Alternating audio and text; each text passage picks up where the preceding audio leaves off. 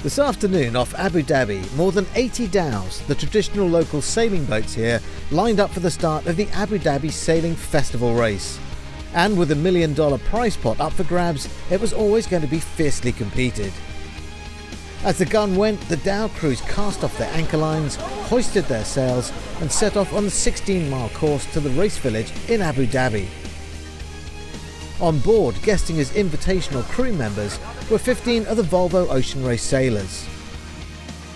Groupama navigator Jean-Luc Nelias was sailing on board Abdullah Juma al-Marzouki's dhow Zelzal. Tom Addis and Amory Ross were guesting on Sheikh Hamdan bin Mohammed Al Maktoum's dhow Al-Zir.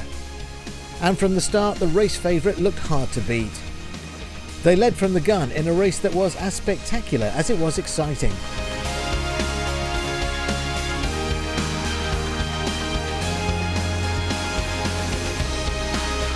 As Al-Zir approached the finish, Tom Addis was given the honour of steering her over the line, to cheers and celebrations from the crew and watching crowds alike. For Tom Addis, Puma navigator, it was an unforgettable experience. Incredible to see, I don't know how many boats, somebody said 80 or so, but yeah, it was an amazing sight and yeah, very special.